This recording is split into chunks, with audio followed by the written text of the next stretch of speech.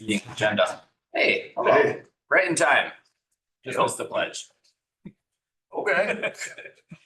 All right, we're gonna approve the meeting agenda here. I'll make a motion to approve the agenda. I second. All those in favor? Aye. Those opposed? Agenda's approved. All right, 4.0 is our acknowledgements and recognitions, and tonight we have some very special acknowledgements. We have some of our new teachers this year. Hello, Hey, welcome. welcome. You get to come right into a board meeting. Yeah, I perfect. thought you were- So we started a tradition a couple years ago, and I've explained this to our new teachers in email, that sometime early in the fall, usually the September board meeting, we invite them in to say, hi, my name is, and what they're teaching and where they came from. It helps our board members put faces with what we see on paper and reports and all that kind of stuff. So it gives you all a flavor of how our board operates. So before you go, board members, why don't you go around and share what district you represent kind of geographically for our new folks so they can get that in their head. And Quinn, why don't you lead off? Yeah, I'm Glenn McClellan, and I'm on the Gunford Trail, so Gunford Trail, Maple Hill, up towards Colville, Mhm. more or less. Yep. Eric Reddix, Grand Portage and Hoveland. I'm Dan Shirley and I'm on the west end, so Tofty, Schroeder, Lutzen, and up onto Pike Lake right a little ways. Excuse me, Rena Rogers, and I'm District 3, which is the west end of Grand Marais up to Cascade. Mary Jansen, I'm District 2, East Grand Marais and Crossville. Yeah, thanks. So Olivia, why don't you lead hit? Hi, I'm Olivia St. Martin. I'm an occupational therapist. Prior to being here, I was at Fraser in Minneapolis. And then prior to becoming an occupational therapist, I was actually in early ed for a very long time. So I am working with our SPED team and having a grand time. Yeah, full caseload Yeah. and more. Fraser's a great organization. Yeah. I learned a lot there. My name is Ted Weigel, high school social studies. So I'm teaching world history, personal finance, AP government, and psychology. I went to Luther College, graduated last spring, and then this past year I was teaching 5th grade social studies back at my old middle school in St. Michael, Minnesota, so northwest of the city is a little way. Really loving everything so far. I think it's been a great experience, and I love working with high school kids and having a wide variety of subjects. So nice to meet all you. Yeah, thanks, Ted. My name is Mabel Femwright. I am a speech language pathologist. I just graduated with my master's months ago, and at Duluth, UMD Duluth. And I'm really enjoying the school district, and just the school experience, and yeah. Awesome. So welcome. Just out of curiosity, because board members have to answer this question all the time. Where did you all find a place to live? I'm at the Gunflint View. You got an apartment there, Yeah. I am too. same as well. I got super lucky. I put on the community page that I was looking, and somebody sent me a private message that was like, I'm putting in my notice today. Here's my landlord's information. Call him before he puts it up. And Voila, yeah, so I'm just 2 miles east of town. awesome. Okay. Yeah. Well, welcome to all of you. It's great to have you join our team. We have a crop this year of, I think, 8 or 9 new licensed staff. So fun crew, and we welcome all of you, and we're glad you're on our team. Yeah. Thank you. You can. Yeah, right, whatever you prefer. We have enough grading to do. Hey, no, they're okay to go. All right, 5.0, our recognition of visitors and our community comment section. So first of all, welcome to our visitors. Thanks for coming tonight. For those of you in the room and those of you visiting us online and those of you tuning in the future, glad to have you here. And our community comment section is an opportunity for the public to address the school board on an item included in this agenda in accordance with the guidelines printed at the end of the agenda. Kristen, would you mind looking and see if there's anyone on that sheet? No one. There's no one? Okay, we're no community comments this evening, so we'll move on to our report section. We don't have a principal's report tonight. Principal has the night off. We'll roll into 6.2, which is the superintendent report. Yeah, thank you, Mr. Chair. Just to be clear on why the principal's not giving a report tonight, he's been driving bus AM and PM much of the week, and I said, go see your kids. They need to see their dad tonight.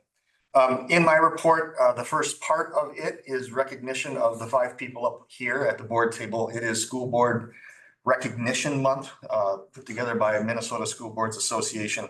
And we definitely need to celebrate the work that our board members do. Being a board member is about as grassroots, ground level work in a democracy as it gets. And if anyone, has done the work, that people fight for their kids, right? And board members navigate that day in and day out. So around the table, Quinn started our board in 2025, so has been on the board less than a year. Eric in 2023. Rena Rogers started on the board in 2019. Dan Shirley in 2018, and Carrie started in 2017. So we've got 3 board members that have been on the board for quite a long time, and 2 that have been on for a couple of years or less. And to all of you, we want to say thank you for your hard work, and thank you for representing your district and thinking about all kids as we make decisions. Second thing in my report is just an announcement about graduation date. Board members, you all heard a couple months ago about a survey that Principal Belangi put out to our parents of seniors. And we had basically 3 options, the Thursday, the Friday, or the Saturday of Memorial Day weekend, which is tough for some of our community members, particularly those in hospitality. The survey was done again this fall, and still we only had about 15 responses, but they more heavily favored just keeping it at the Saturday slot. So that got the most votes. So that then means the board does not need to take action because it's already been approved for the Saturday of Memorial Day weekend. May 23rd, Saturday, will be graduation this year.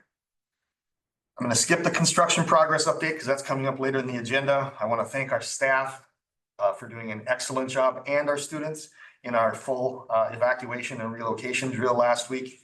I think it was last week. I wasn't track of days. It was orderly and it was safe, and it went about 35 minutes. We got out and over and back into classes. So nice job to them. And then lastly, in your written report, you can see the last is just a kudos to our team for the work we've done on our teacher evaluation system.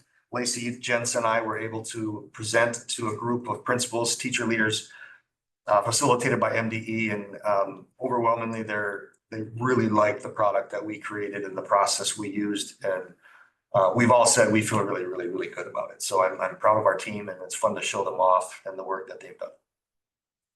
That's all I got. Awesome.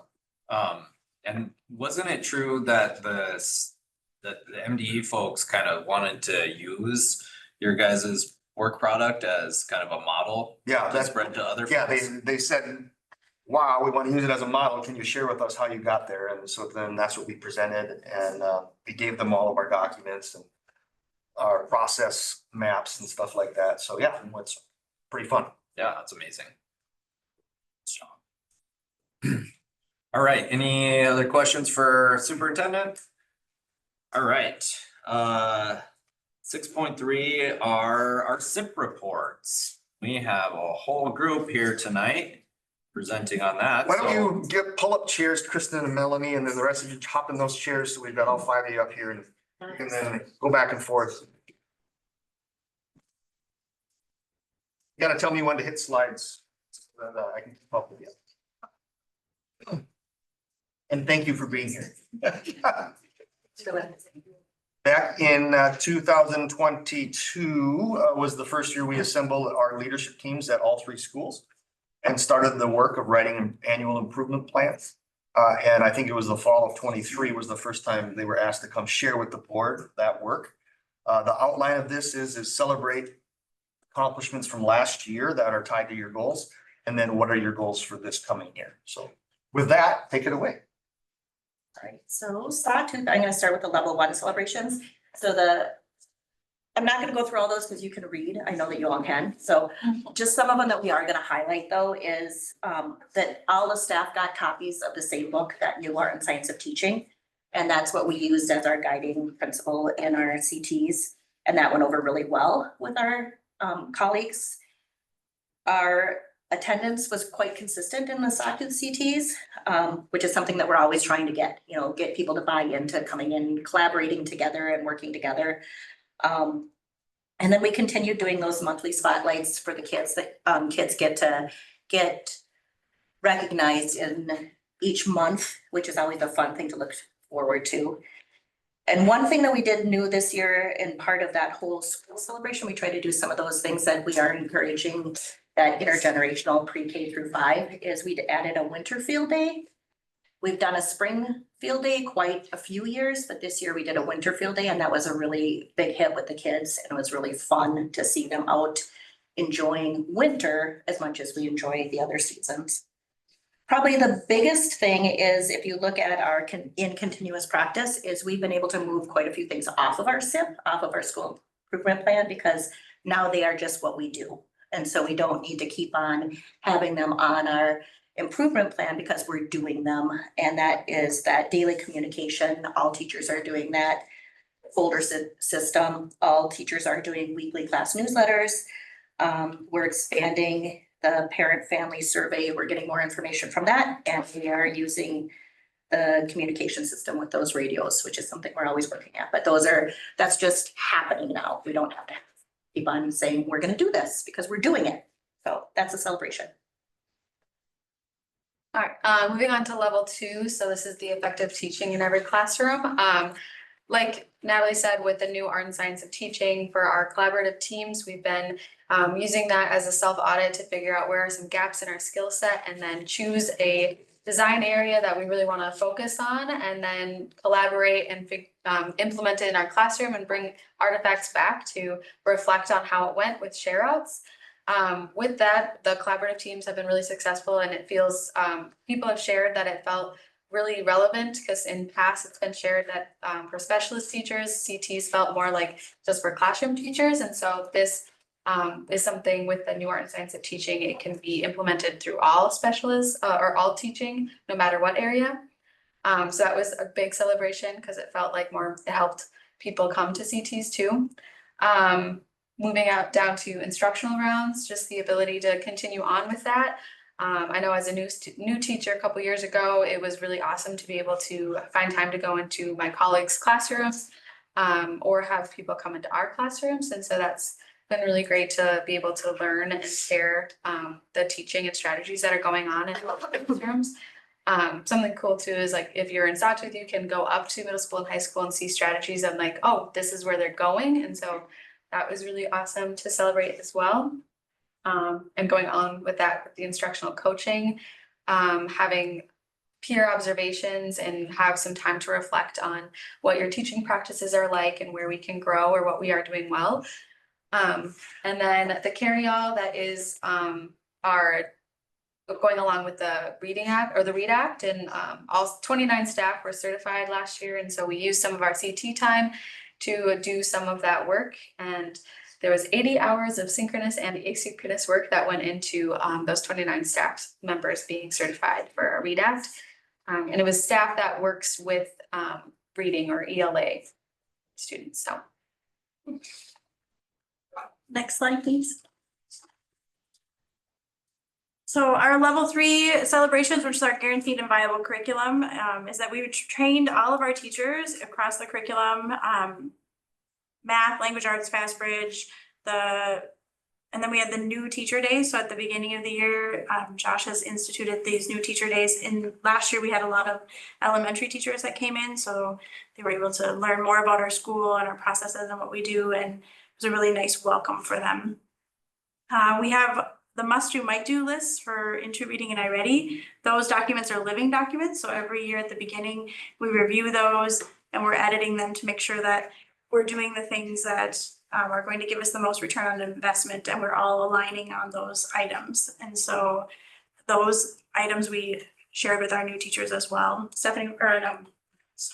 Emily was just reflecting as we were talking about this, about how valuable that was coming in as a new teacher to just be handed. These are the things that you must do out of all of our resources, because we have a lot of resources and it can be hard to sift through all of that. Talking about standard aligned preschool curriculum purchase. So this year we adopted the creative curriculum, which we've started the trainings on those, so that you'll see that later in the next part. And then we had a lot of discussions resulting in the consensus to bundle science standards and social studies standards into our language arts and math standards. Correct. On to middle school and high school, right? All right. Okay, That's you. level one, great.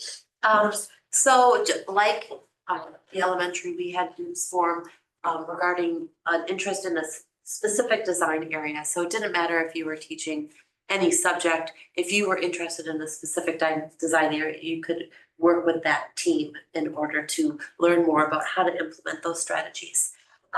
And so we had a rotation of about 3 weeks focusing on a design area. The first week was like diving into what it is. The second week designing something to implement in your classroom. And the third week was bringing back artifacts and talking about it. And then we had a break and we met with our vertical teams. And so if you had people in your department, you could meet with your department and talk about specific issues relating to that. If you were a silo, you could work on continuing to populate your curriculum folders with the units of instruction. And so that cadence happened throughout the year about 3 different times. Okay, so our level 2. The picture didn't come up on that slide. Oh no, and it was a great picture. Try again. Okay, Cut them off. so effective teaching in every classroom. We were also using the new art and science of teaching. You pretty much explained most of what we did for our level 2. That was where we could have common language and vocabulary practices, procedures. We would meet in those CTs and we would talk about how do you implement this strategy? How did that work in your room? Like, did you do this with 8th grade or 7th grader? Like, how did that go with pairs or 3s or 5s or, right? And so we had a chance to talk about that common language. And then when we would bring in those artifacts, it was really valuable because people were like, oh, can I get that and use that for this? Or can you send that to us over the drive or share that with everyone? So it was really rich conversations that were happening in those CT meetings. And then our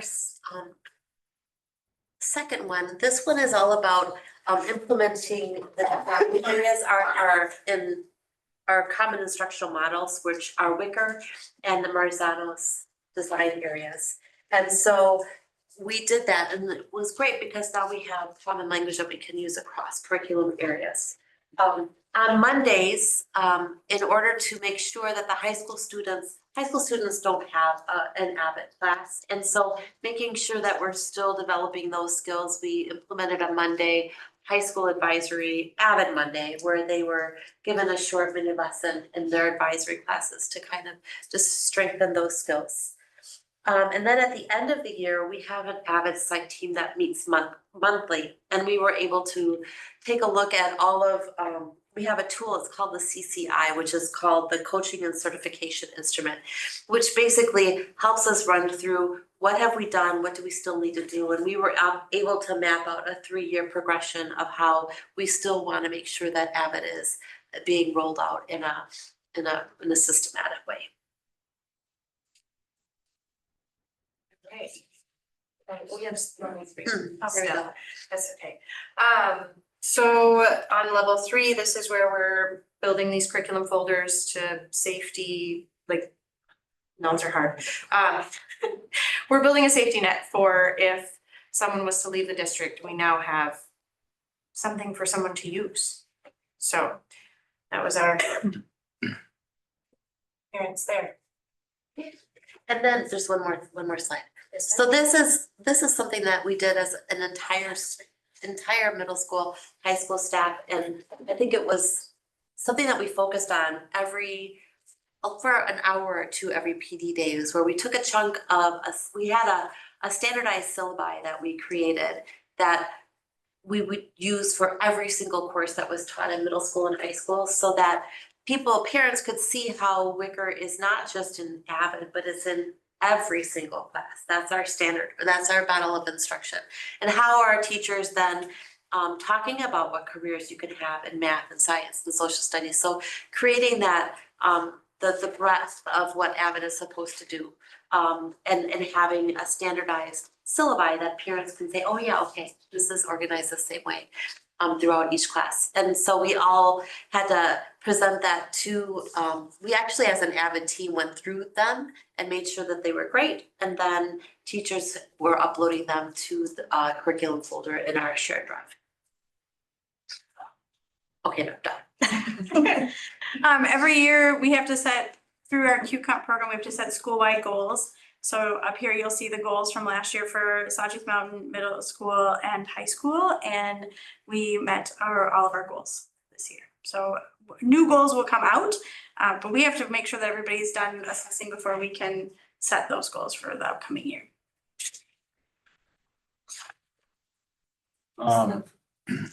Sorry, could you explain what how you tracked like this a little bit? I'm curious about, I was just reading the Sawtooth goal about the math piece. This was through iReady? Yeah. Like an assessment through that? So iReady has a diagnostic assessment that every child takes, and then it gives you it puts them on a 5-part scale that tells you where they fall within that grade level band. And so that's what they're referencing here, the 5-level iReady overall placement report. There's a number of different reports that you can pull from each of these. So we specifically called out the report that you're looking at so that when we pull it up in the spring, we're looking at the exact same report that we pulled in the fall. Just looking for growth over time. The first year that we did this was my first year as a coach, and we had to set just these generic goals. So we sat down and just picked what felt reasonable.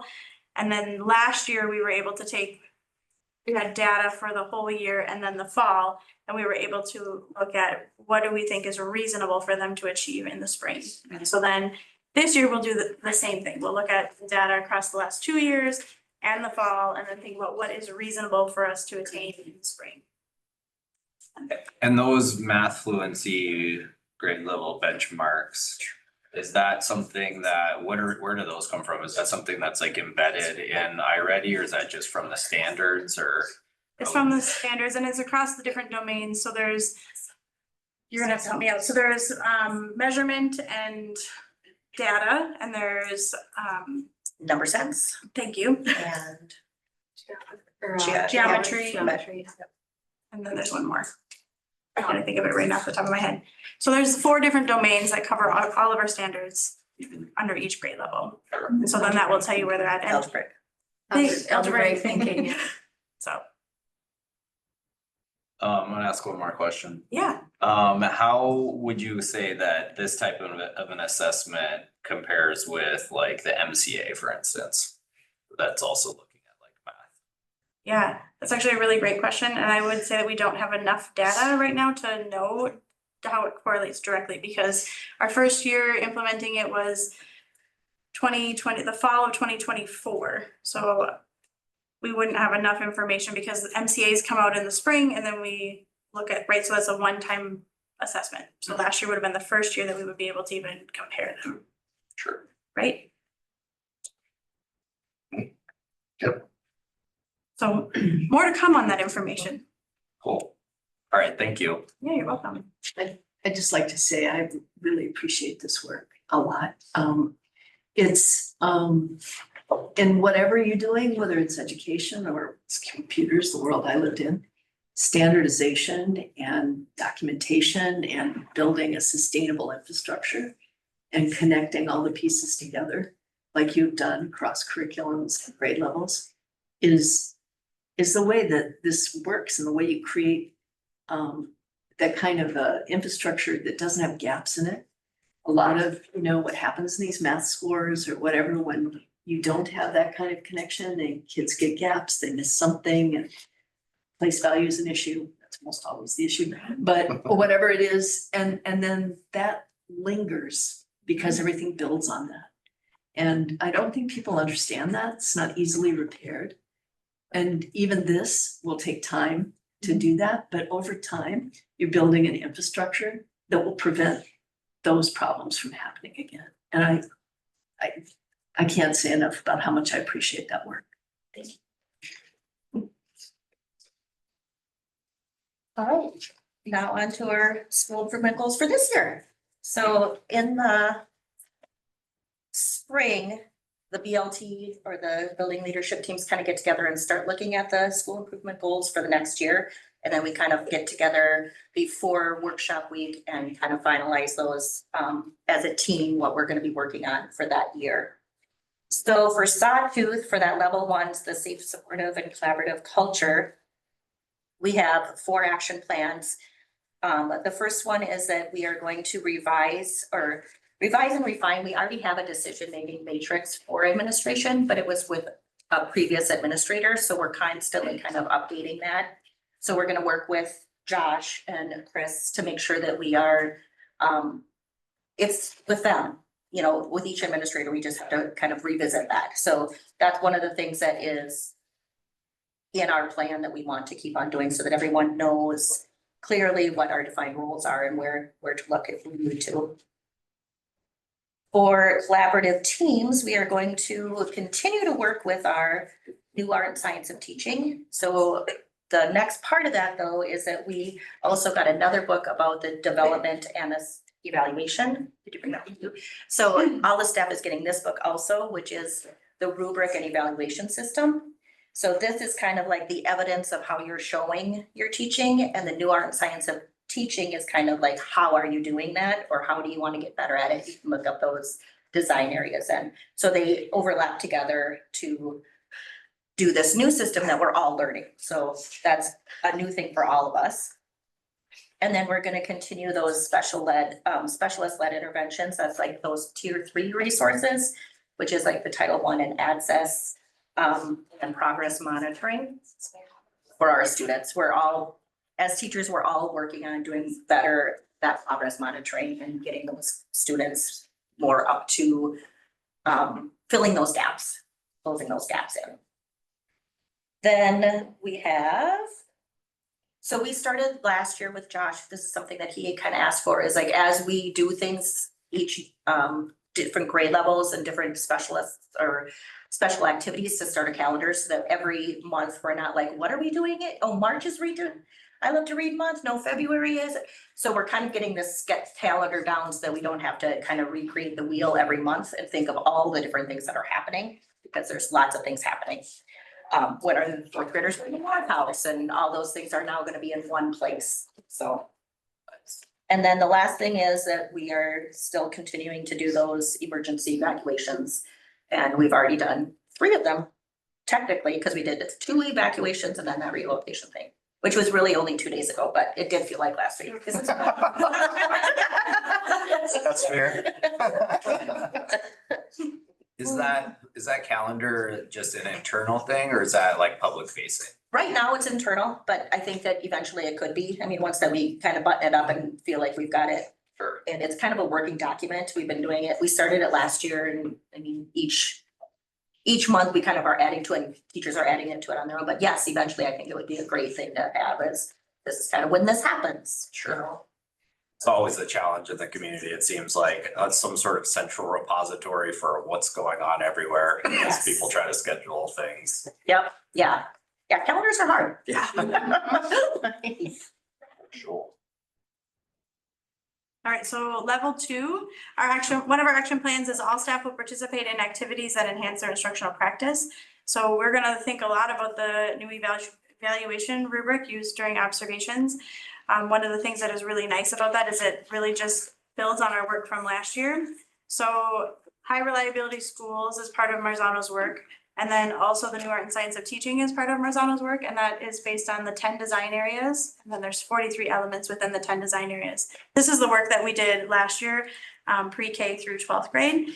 And then part of our rubric, so we had to build a new rubric for Q Comp that embedded the standards of effective practice and culturally responsive teaching and reflection guide. So these are the 2 documents that had to be built into our rubric.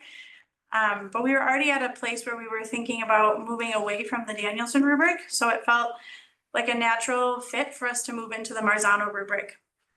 when we started looking at a variety of different Marzano rubrics, we found that the development and evaluation of teaching follows exactly alongside of this. So there's the 10 performance areas that align with the 10 design areas.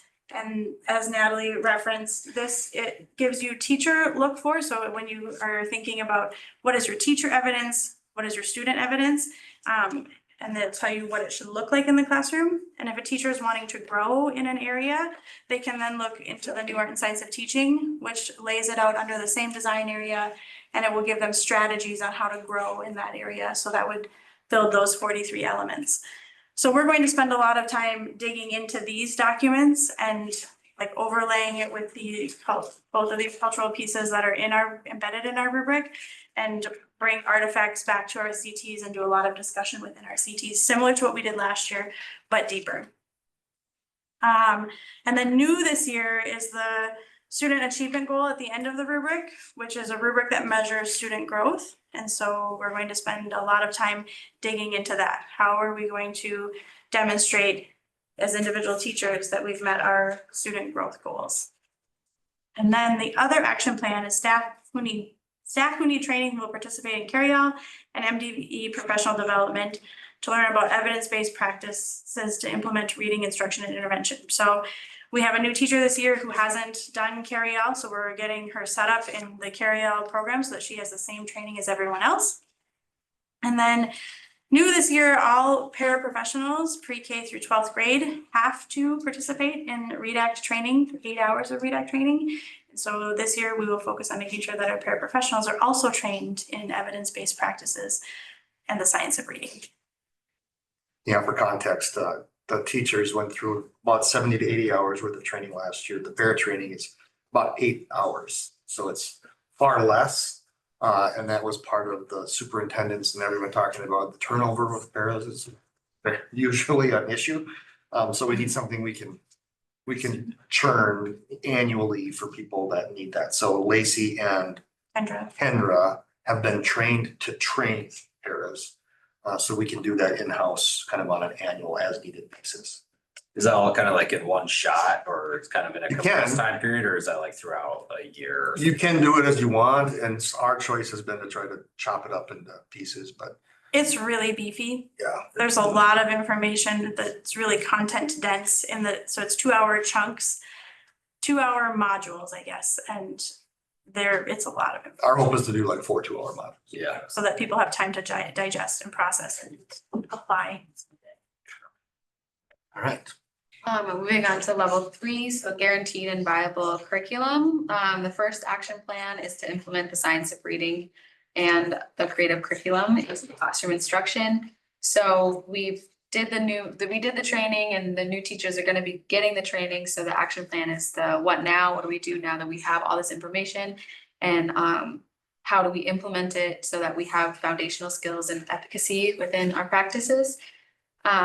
And then along with that, developing common expectations for social studies and science curriculum.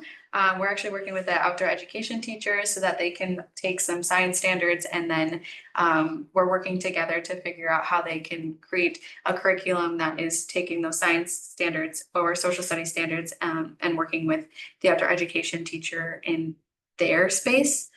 And then the preschool team is going to attend or has attended the creative curriculum trainings, and then implementing the curriculum throughout the year. Can I interrupt? Lacey and I have been talking over the last couple of days, so y'all don't know this yet. But we're putting together a decision-making map for that what do we do about it now question. Because we know that we're gonna have to buy some board, we're gonna have to invest in resources that we don't have right now.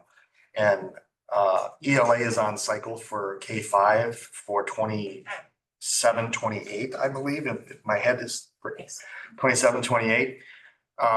So I think what we're gonna throw out to the team is next year is social studies. Maybe we just flip them so that we can purchase sooner rather than later ELA to address the now what as an idea. Like we know we have some gaps. We know we need some resources that we don't currently have.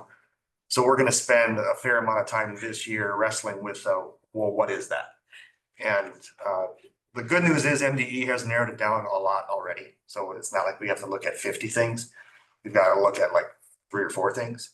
But the now what is going to be a lot of our energy trying to figure that out in the current year. Hopefully to have resources for next year. Going into part 2 or B, the critical content of curriculum.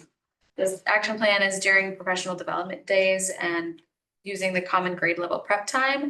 Their teachers are going to determine the priority standards for math and align them to the curriculum. So this work has been started, so we're kind of revisiting and revising the priority standards for math, and then the math standards now have a new language, and so instead of it being like by standard, or they're bundling the standards, so it's more bundled and put together according to the concepts. And so we're going to be using that work to bundle our own priority standards, and then making a crosswalk priority standards for the iReady assessments to make sure that our assessments are covering the standards that, or we're assessing the standards that we are covering. All right, here's our goals. Ready? Okay, so our goals for our safe, supported, collaborative culture. We are bringing the parking lot back for our school website, the intranet. And so our middle school, high school team can leave feedback there, and we have we definitely have a placeholder for that in our BLT meetings, making sure that we are listening to what our teammates and our colleagues are saying or needing or wanting. And then we are going to have a placeholder for a BLT update at our middle school, high school staff meetings, so that we're going to be communicating back what was talked about, what are we hearing from you, and how are we addressing it.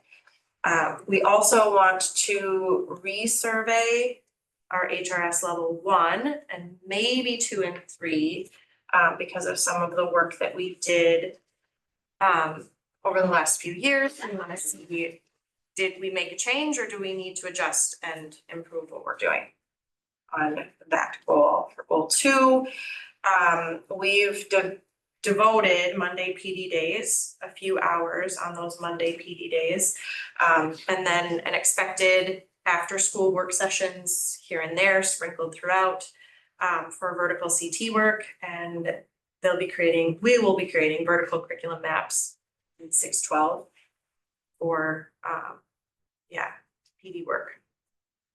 All right, and for level 2, I'm not gonna say much more about it because ours for the middle school and high school really mirrors what the elementary school is doing as far as the new teacher evaluation rubric and the measuring student growth goal that we need to be preparing and developing. So that's the same. Another part of that is that teachers are going to have a pre and post conversations, and we've been doing this with both Josh if they're being evaluated, and then also with our HRS coaches. And there's going to be an emphasis placed in those conversations of how are you using Avid strategies, how are you using our Wicker model, and how are you using the design areas in your teaching, just as an added layer for those conversations. Time in our CTs in the middle school and high school, there's going to be an emphasis on training, giving more training on how to use those Wicker strategies throughout the school. And then last but not least, teachers are going to be sharing artifacts and CTs just like the elementary school is doing. And there's going to be some choice instead of having all of the people who are doing a specific design area be in a group. You can have whatever design area and you're going to be sharing that with your middle school group or your high school group in CTs. The second part of the guaranteed viable curriculum, we're gonna do that same essential standard work and skills. We're gonna look to identify some gaps where we're missing standards or where we're overemphasizing standards and make some changes, and that's gonna be found within that vertical curriculum map as well. Yeah, and moving on to our last goal or our last level. Last year we definitely shared out our artifacts, but we never took them a step further Did I skip? No, I feel like I did. We're going to then have a time for us to kind of modify what we did and make it better and then bring it back to our classroom. So that's gonna be an added level. And then our STAR data will also be analyzed in our CTs as well.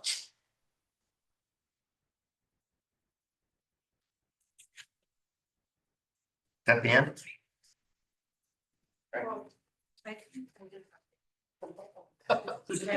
How's this going with like the new, you've got 8 new colleagues and are they starting to get exposed to this process and stuff? And how are they responding to that so far? So one of the things that was really helpful is we had 3 days at the beginning of the year to really walk through this in a slower way for them. So they got a preview of what some of the curriculum, the rubric would look like. So it wasn't brand new for them. We already had conversations about what QComp is, so that wasn't brand new to them.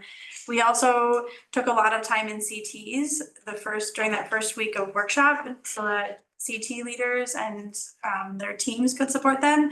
We also have mentors for all of our new teachers, so they have access to that. This year, we intentionally selected mentors that are not adjacent to the new teacher so that they are able to seek out support from someone else, but then they also have that resource of their colleague. So there's a lot of different ways that they can access information and get support. Cool. Yeah, I mean, this is clearly super robust and you guys obviously are working with a lot of intention on this, you know, it's not just like checking a box, that's very evident. So, yeah, kudos. These presentations have been really satisfying the last few years since we've kind of been doing this in comparison to some of these similar types of reports in the past. So, yeah, nice job. Just Questions? thank you all Thank you. for spending your time with us. We appreciate it. Now go try out the Yeah, go try out the plate. your sword fighting. Should have had them introduce themselves. Did you want us to introduce ourselves? We are the nameless five. Yeah. we'll tell you what you do. Got kindergarten for. It's teacher. Hoping to hit her again. Just get a double whammy. All right, 6.4 is our student board representative report from Greta Youngdahl. She's submitted a report in the packet, but she is playing volleyball, so she's got a game tonight, so she's not here with us. All right, 7.0 is our consent agenda. Is there anything that needs to be pulled for further discussion here? No, we just need a motion. Motion. Second. Okay, all those in favor? Aye. Aye. Those opposed? Consent agenda is approved. All right, 8.0 are discussion and action items. 8.1 is to accept the expenditure and revenue report for August of 2025. Here in the packet. And Ms. Holberg is also here with us. Oh. Hi, how are y'all? I guess the only thing that I would like to point out on this report is that the actuals for 24-25, the first column is the kind of first figuring of year end, but it is not, it's already changed since then, but by September 15th, I have to submit all of the numbers to MDE, and so that was the first run of it, but as I do audit entries, these numbers shuffle. There's unrecognized revenue that came in the next fiscal year that's now in there. So that'll just keep changing as we move into next month. I'm currently working on the audit, so Monday morning. The work began. Yes, so that column will change, but the report itself now is just reflecting current fiscal year as we look at the non-shaded areas. So last month was when it was showing, you know, carryover from previous year. So that's what I got for you. Unless anyone has questions to ask about this report.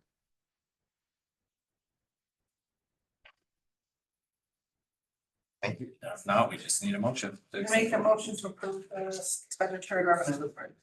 Second. Any further discussion? All those in favor? Aye. Aye. Opposed? Motion carries. Thank you so much. Okay, 8.2, let's see here. Are to approve our construction documents for bid. We have the gentleman from ICS with us this evening. Come on up. Jason is gonna share some screen and walk through a slide. And I don't know if the whole board has met Jason yet. I don't think so. So, Matt, the previous, project manager, he took a new job with the state. And Jason is stepping into the role here. Yeah, hi, my name's Jason Philippek. I live in Duluth, Minnesota, and I have 20 years of related construction experience. I look forward to meeting everybody else on the team here. Yeah. He's worked with us for a year, so he's been with us for a year now, and yeah, he's working on some stuff in Duluth and now here as well. So it's working. Yes. Hey.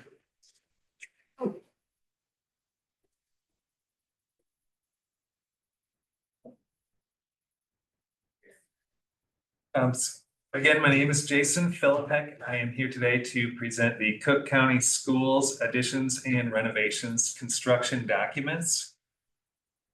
We will be reviewing the construction documents on a high level overview, reviewing the budget and the estimate for construction, along with the construction schedule and the phasing for the project.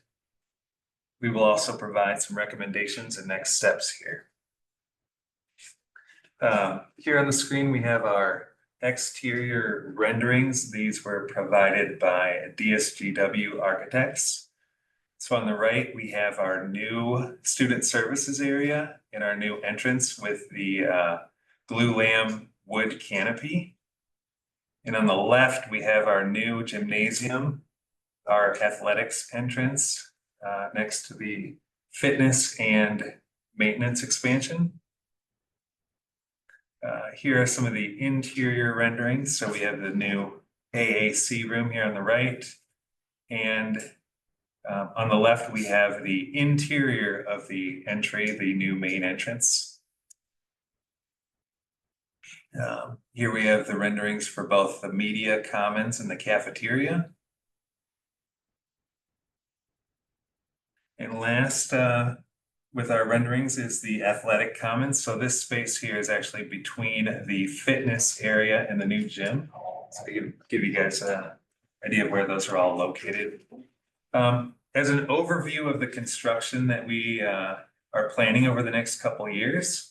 So areas on the map here that are highlighted in yellow, those will be areas with minor renovations. So new exterior glass, new lighting, new voice enunciated fire alarm, new paging systems, and also flooring in the corridors, but really a light renovation in those areas. I have a question about one of those areas, and somebody else brought it up to me recently, and I was like, oh, I don't know the answer.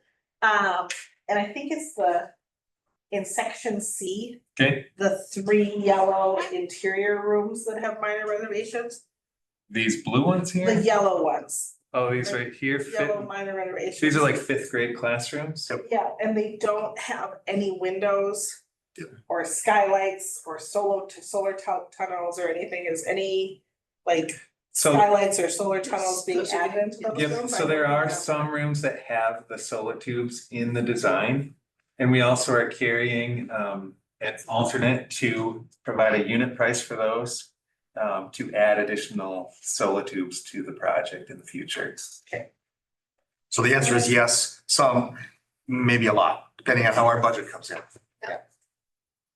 The other thing that was cool about those were they put in so you could dim them. So if you need to, darken the classroom for Projectors. yeah, whatever, yeah, they'll have that capability too. I think the basement has 17 and I think there's up to 31 locations. Depending on bids, yep. Yeah, and those particular rooms are some of our most significant not really being touched that much, rooms that don't have any windows at all. Dark. Like a sad place to send your kids when there's no windows. So areas in blue on the floor plan here, these are areas with major renovations, so new programs, renovating the locker rooms and the bathrooms where, you know, there's definitely more work that needs to take place to change those areas. Areas that are shown in green here are new additions to the building, so completely new construction. Going into the plans a bit deeper here, so at our front entrance, again, we have our new canopy, we have our welcome center, the Ojibwe and AAC rooms here, we have our student services, and then the media center and media commons. So that's really the work that we're going to be doing in area A. Area B is the auditorium.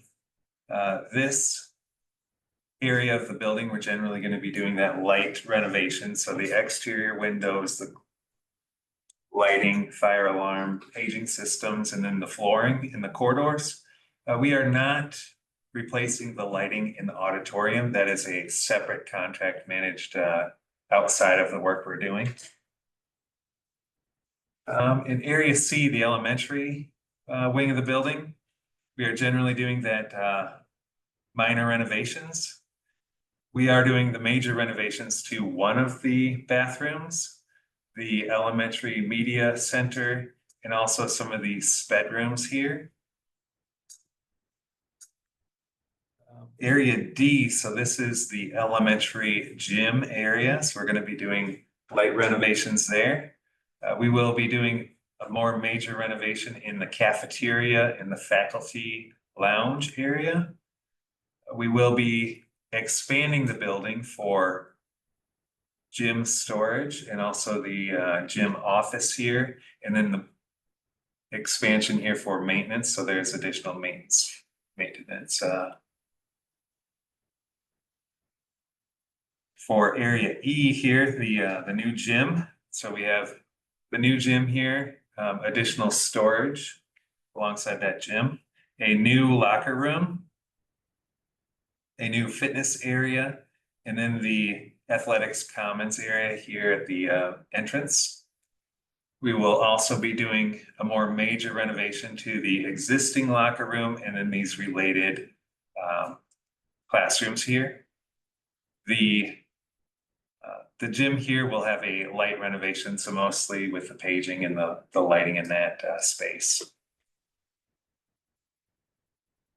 Now the classrooms here in area F, so these will all have the minor renovations. And we will be doing an expansion here in the center of the courtyard with the flex room. And that concludes the architectural items in the project. Next, we're going to look at structural designs. So for area A, we have our entrance. We have a new canopy here, which will have this curved glulam wood structure. We will have a new steel structure for the student services area, the expansion. The orange area here is where we will be tying in the new roof structure to the existing. I do have a kind of a detail here which shows us how the existing corridor will tie in with the new roof. So the existing corridor will remain the same and we will be adding a new roof kind of above that. Down here, we get a better detail of how the AAC skylight will go above the new roof. So we have our existing corridor, our new roof, and then elevated above that is the skylight. Yeah. So to understand that profile a bit. The structural additions in the back of the gym will all be precast concrete walls with a steel roofing structure. Here in green is a mezzanine second floor, which will be used for the mechanical equipment. And some storage, right? storage on the bottom, mechanical on the top. Got it. In area F, so this is that flex area, so that will be a new steel structure. And again, we will have to tie the new roofing slopes in with the existing. That concludes the structural design. Regarding mechanical, so key features of the mechanical design include rerouting that LP gas service, new mechanical equipment for the building expansion, so the gym, the fitness, student services, the AAC, and air conditioning also in all of those spaces, and the staff lounge. Really? I'm just following along here, that's what I was told.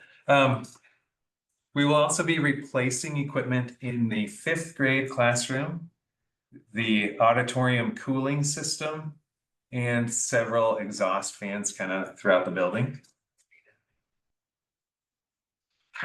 Regarding the plumbing design, so we do have exterior drain tile for the building expansion in the back and in the front. We also have sump pumps in the back here to really manage any type of stormwater in the future. We will be repairing the underground stormwater in the courtyard, and then any areas with major construction that require plumbing fixtures and faucets and all that will be replaced in those major construction areas. And all the toilets and all the sinks, all of that. Regarding electrical, so key features of the electrical design include that voice evacuation fire alarm system, a new bell and paging system throughout the building, blue lights and lockdown also throughout the building. Audio systems will be provided for the fitness area and the gym. And card reader access will be provided on new entrances to the building. We will also provide security sensors to all existing exit doors. So that's if somebody leaves a door open? Correct. Okay. Notable infrastructure upgrades include the new solar field and a new electrical service. What do you mean by that? Electrical service? So the transformer right now is moving the transformer. Yep. Yeah, okay. Regarding lighting, so new light fixtures again will be provided throughout the building except for that auditorium area. The typical or general use light fixture is this 2x2 flat panel light fixture. This will be provided in all areas with accessible ceilings, so corridors and some classrooms. The gyms will be provided with a high bay 2x4 troffer, similar to this one right here. The sped rooms, they will all be provided with a tunable white light fixture. So the staff will be able to adjust the color temperature of the lighting in those rooms.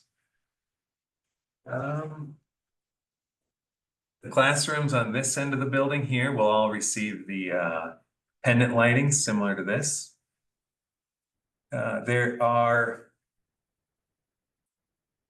notable areas that have received architectural lighting, such as the entrance, the AAC, the Welcome Center, Media Commons, and the media and the cafeteria.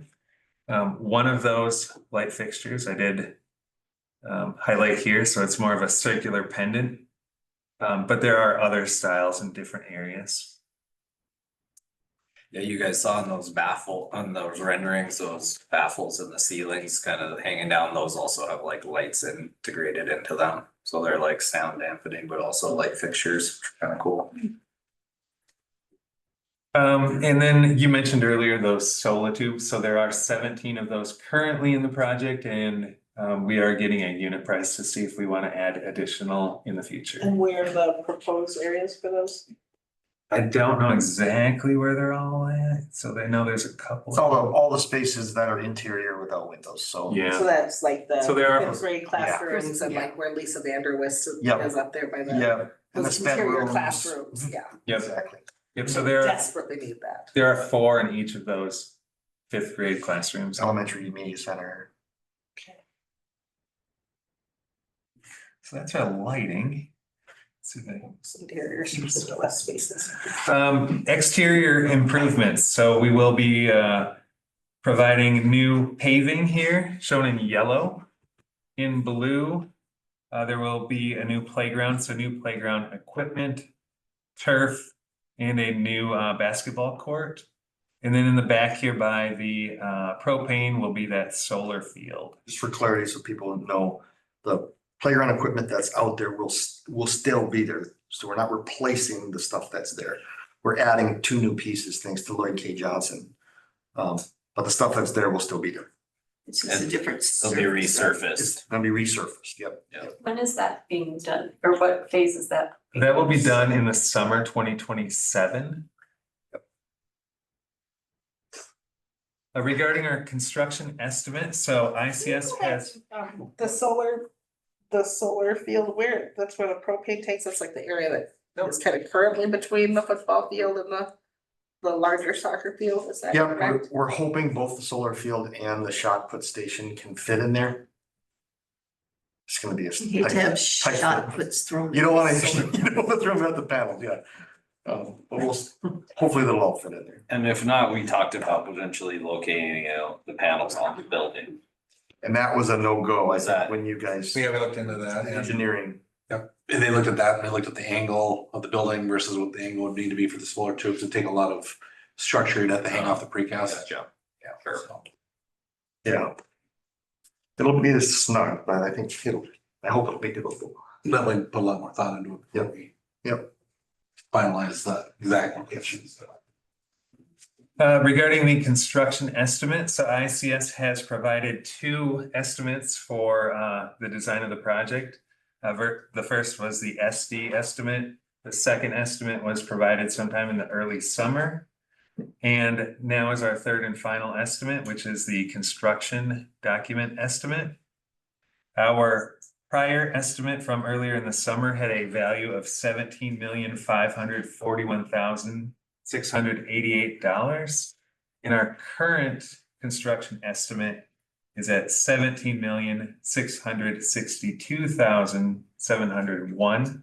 So we feel like we're within range of where we wanted to be on this, and really ready to send it out to the contractors for bidding.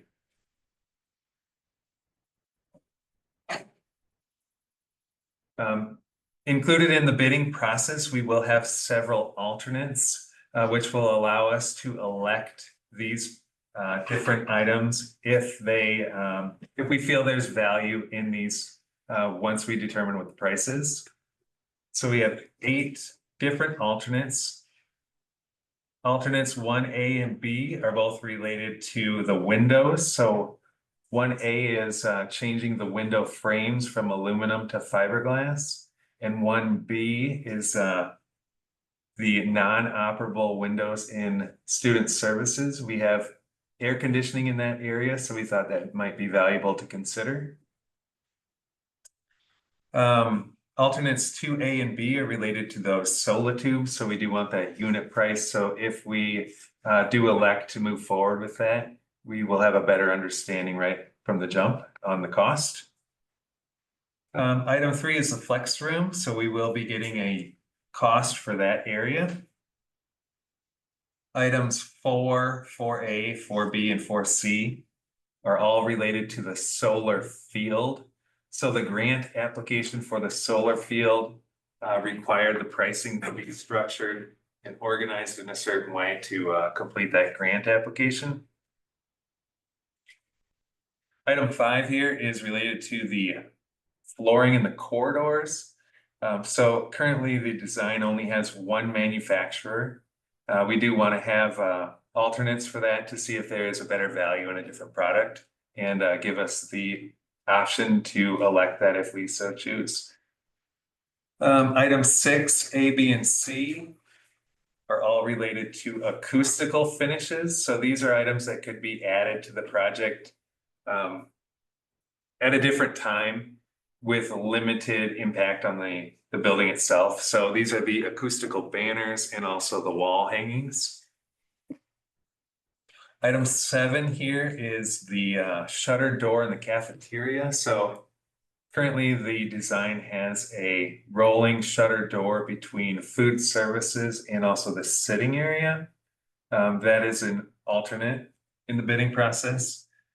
And item 8 is full height tile down the corridor near the Eagle area. Currently, the tile is only half height, and then above that is painted block in some areas. We wanted to understand what the cost would be to extend that tile all the way up to the ceiling.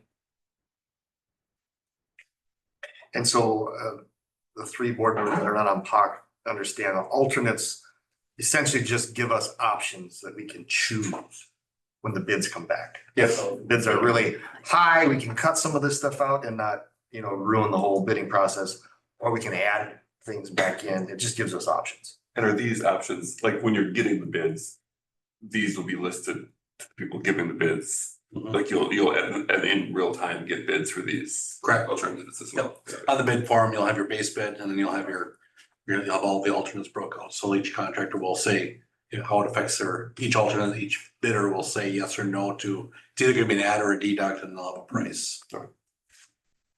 Gives us levers. Just give us levers in case. For example, the number 3 there, the flex room, that's the big one.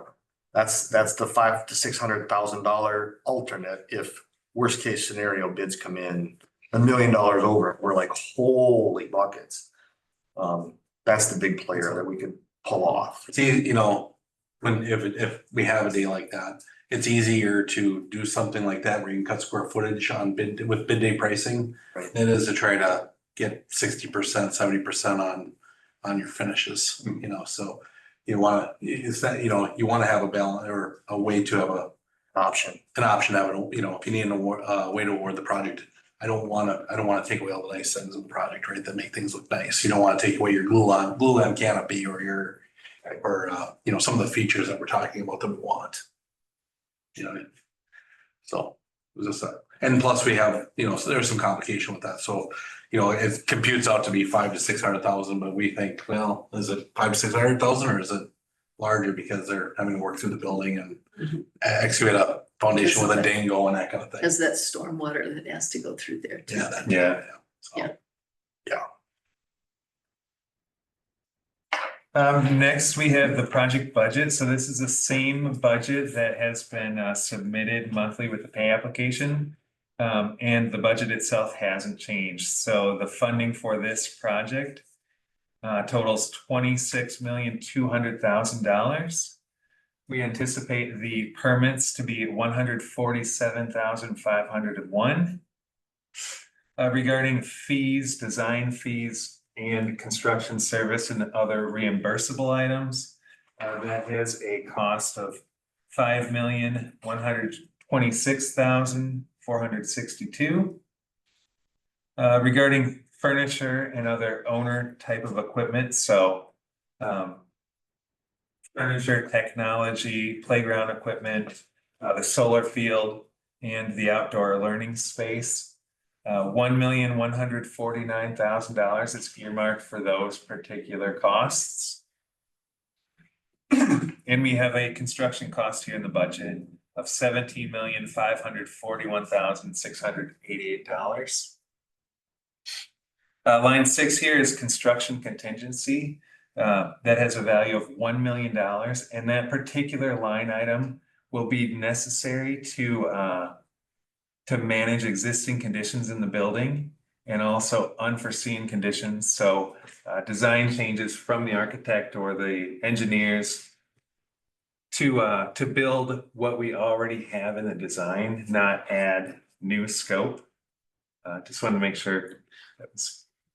And we manage that along the way, right? If we know we're doing well, we get to, there'll be times where we'll we'll evaluate it and see how much risk we have remaining in the project to finish. Yep. Where our contingency is.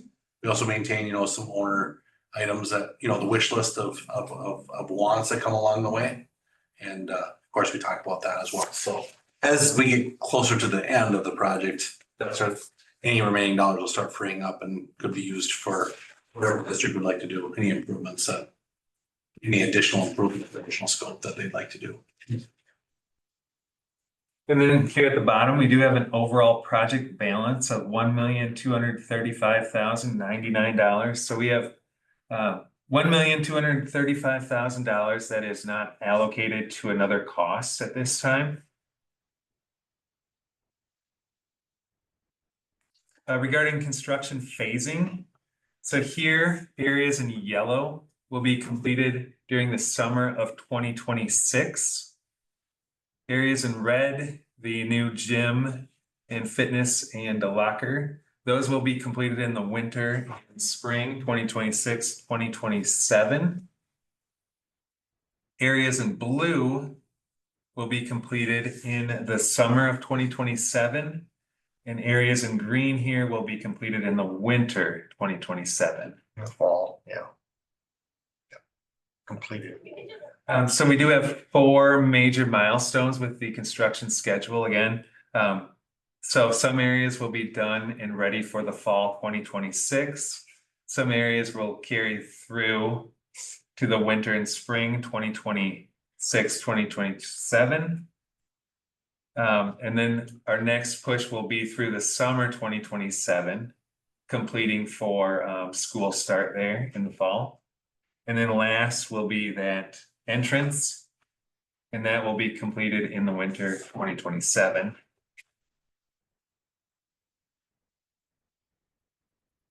Key dates for this fall 2025. So we do anticipate soliciting the public bids for this project starting October 3rd. The bidding process will go from October 3rd to November 5th. We will have a pre-bid meeting here on site with the contractors so they can better understand the existing conditions and learn the space.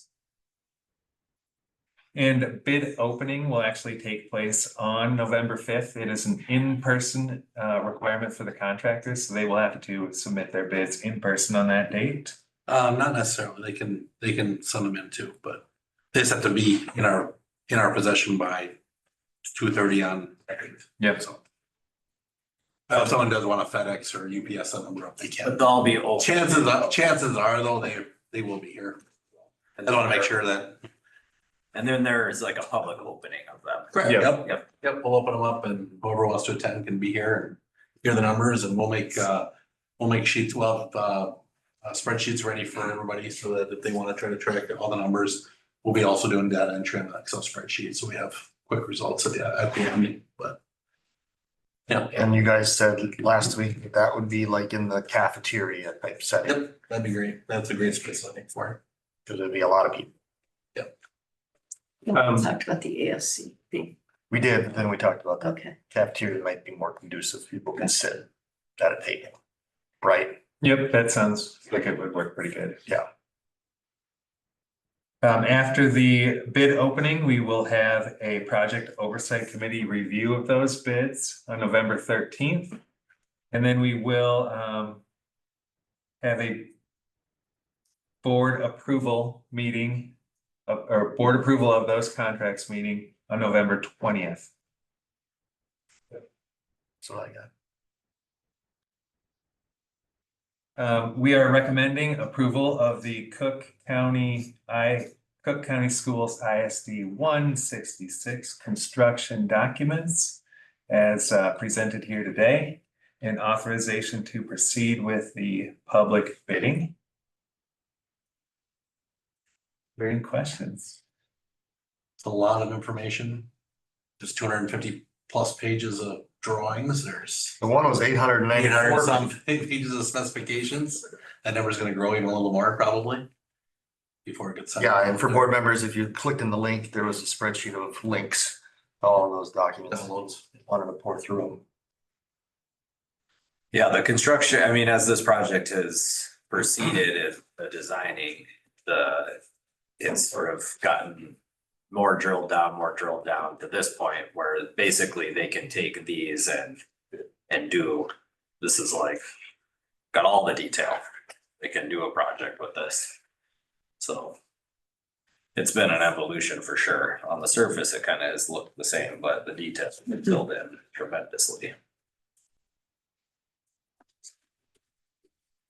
In your tentative motions, I think just has that sentence that he just said, as the motion. If someone's ready to do that. I'll make a motion to approve the construction findings as presented for the Cook County Schools ISD 166 project and commence with solicitation of public bids. I'll second. Further discussion? Questions? Thanks to Dan and Rena for sitting through hours of all those people presenting on all those details. It was a lot of time. So thank you. Oh, we loved it. Get a lot of groups. All right, all those in favor? Aye. Aye. Those opposed? Motion carries. All right, All right, awesome. to bid. Exciting. Thank you. Thank you. The next two Thank you, items guys. on the agenda are regarding the referendum for this coming November. So 8.3. Safe, guys. Yeah, thanks, guys. And you know, if the referendum does pass this coming year, it will dovetail into this and there'll be some modifications on scheduling and overlapping and all that sort of stuff, but that's sort of TBD. Yep. Okay, 8.3 is a discussion item here, a public hearing for review and comment for the 2025 referendum. This is a long one, holy man. Meeting. This meeting? Yeah. There's a lot on here for sure. But these items should be quick now. This is a requirement of a public bond referendum. We did this, a year ago for this. This is a public hearing. Seeing nobody is here to share comments, we can actually just move on. It doesn't require a vote of the board. It's just a public process. It's in the packet. Okay, so opportunity for the public to speak on it. It's in the packet. Great. Unless anybody here has any questions on that, Eric, you don't have a question burning hole in your pocket? No. You just commented how long the meeting is. Yeah. He's not gonna ask. Okay, we'll move on to 8.4, which is to approve the resolution appointing election judges. So we've got the resolution here in the packet. And because we are putting on the election, we're going through this process. I Yeah, don't and the- recall that we did this before. Correct. When it's during a general election, that's all kind of handled by the county. Sure. In this particular scenario, it is the county. You can see the people listed. That's all organized by the county, but we are paying the county for their services to do this.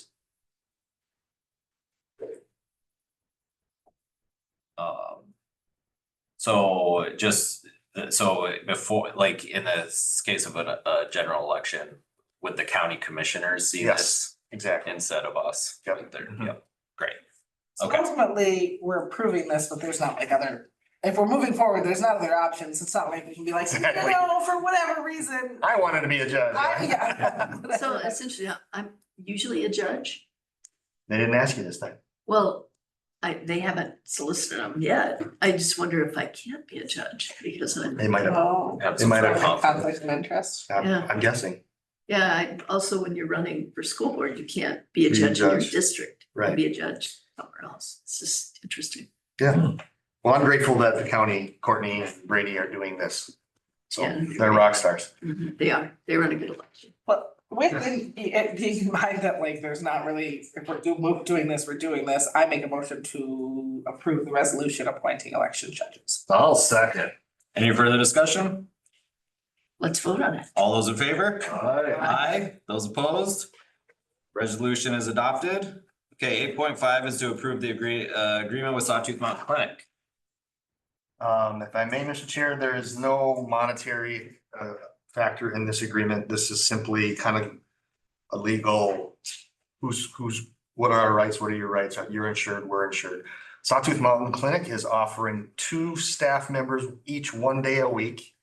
Not offering, they're asking for space for 2 of their staff members to provide mental health support and services to our students here in our site. And so you just want to have a formal agreement that, you know, what's inbounds and what's out of bounds. We're grateful for it because it eliminates barriers for our kids. A lot of our kids, parents can't get here to get them to the clinic for services during the school day. We didn't ask for this. This is something they've asked to be able to do. I see it as a value add. It's Lisa Sater, her company has had a second position posted for almost 2 years. No one to fill it. So we definitely have the need, and the fact that they're willing to have their staff here, that's great. Amazing. And this was, Seems somewhat random question, but in the section 3, there's a couple particular fire damage limit and medical expense highlighted. Is there a reason it was highlighted? no, I think it was just a leftover. Kate Serba didn't clean that up when she sent it to me. I don't know if there was something No. to take note of. Nothing to take Highlighted. note of there. I don't know why she had that highlighted. So I also make a motion to approve the agreement with Sawtooth Mountain Clinic. I'll second. Further discussion? That's 3 in a row. I'd just like to say thank you to Sawtooth Mountain Clinic for helping out in this area. Yeah, it's being- wonderful. And being proactive, and bringing this forward, so Kids don't gotta walk, yeah, older kids, it's great. All those in favor? Aye, those opposed?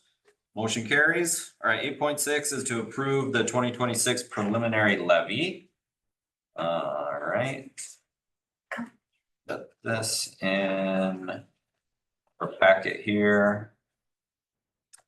Give Ms. Overg back. All right, take 2. We do. All right, so the levy process is starting. There's 2 major requirements that happen. Tax statements have to go out and there has to be a public hearing, just like you had a minute ago.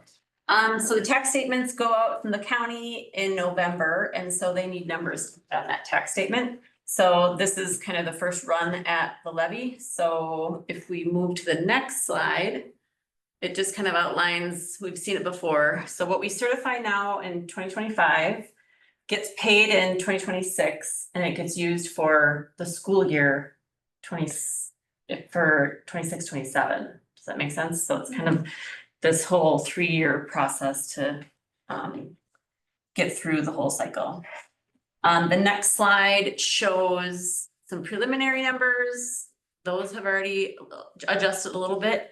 But basically the voter, what's that note voter? So the top general RMV is the referendum market value. That is our operating levy, the first line. The second line is the things that you guys can levy for that aren't voter approved. So things like the local optional and things like that. And so that's like $724 per pupil. So that's something that is just levied for.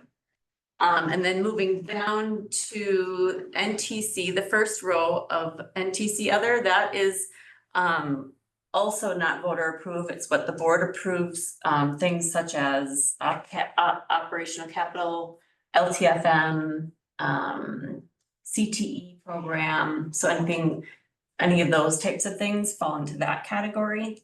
And then the debt service ones, the first one is the voter, and so that will be the referendum, so the big $2 million one. And then the other one is still remaining retiring debt that isn't quite done yet. So for the general parts of the referendum, if we were to go to the next slide, it kind of talks about generally the general fund, it goes up a little bit, primarily because we have leveled out our enrollment and it's ticking up a little bit. So that's the reason for the increase. And then there's a decrease in the debt service because we had gotten a better rate when we sold bonds. So they don't need to ask for, they don't need to grab more money. It's a benefit to us that we got a better rate because there's less interest that we have to pay back. So that's where those slight decreases. So overall, the levy is decreasing slightly. So when someone sees like, oh, our levy is -2, that doesn't mean that directly correlates to their taxes, but because it's the piece of the pie that you're paying. So at this point, all I'm really recommending and requesting is that we levy at maximum, because these numbers fluctuate still a little bit here. If you set a specific dollar amount, then you're locked into that dollar amount.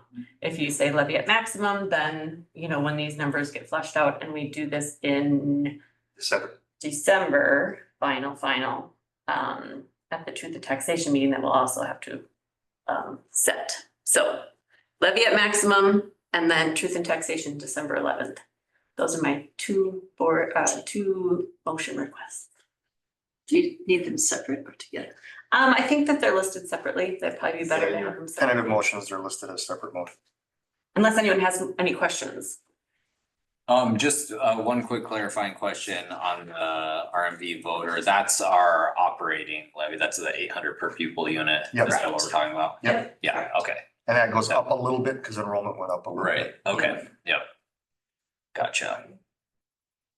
And there's not adjustments. I mean, this is just a summary of, below in the spreadsheet shows adjustments from previous year where you maybe had set to, your numbers at too high or whatever. So it's just flushing out. We're getting more consistent. And that, the second debt service that went from, 400,000 down to 28,000. That was. That was from the science and. That was a chunk that we Preliminary retired, arts. which is why we went after the referendum when we did. Right, yep. Yep. But yeah. There's just a couple of years here with some nominal amount. Is that 25, 26? Is that the last? Cause it goes from 463,000 to 28,000. No, I 2 years think, in a row. I don't think we retired debt for a little while now. No, so if you look in 23, pay 24, there's $300,000 there. So there were two different debts, larger debts. There was one, was it maybe the ACA was a slightly different than the Sure. industrial tech? There were two different ones. One was 2017 and 2015. And then that $28,000 is the parking lots. The Oh, 28,000 that's the parking lot. That's a abatement. That's a. abatement. Got it. So we must have done a different type of That- bonding for 460,000.